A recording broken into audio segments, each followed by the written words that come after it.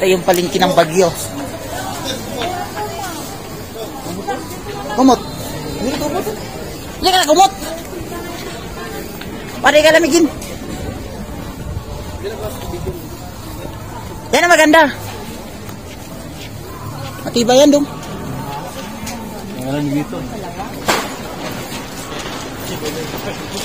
Yung kumot oh. Yung mga tropa ko, sama-sama ko. Pati dong. Bati tanong kay. Pati. Agsar na ka. Minsan na tayo punta ng Baguio. Ganda ng punsoy oh.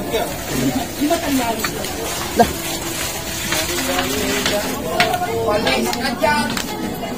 Pababa kami. Kaya pala binabalik-balikan ng turista rito. Maganda pala ng lugar ito. Parang nasa ibang bansa ka lang doon, no? Oo. Palengke.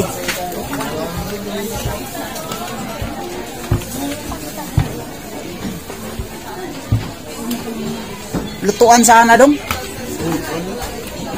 Ato sila kay. Lutuan sana ba? Hindi electric. No?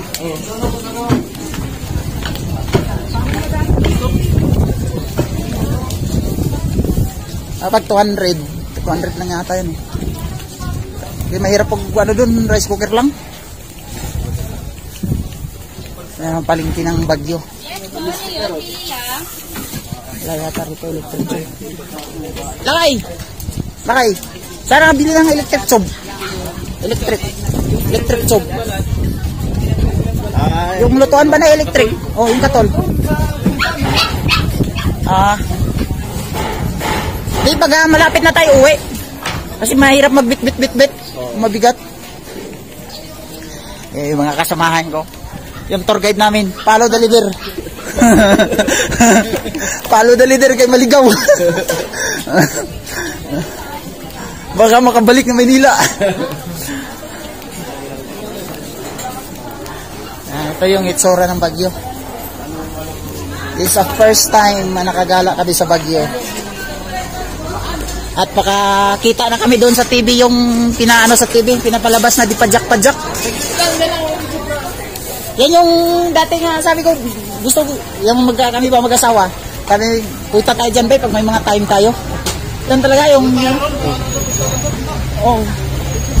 Mamaya punta na tayo sa Bilakay. Yun nga ilan ako ba yung kami mag-asawa ba? Kasi pag may time, punta tayo dyan. Eh, nauna pa ako nakapunta. Ay, yung asawa ko na dito matagal sa Baguio pero hindi siya nakapunta dyan. Ganda pala ng Baguio.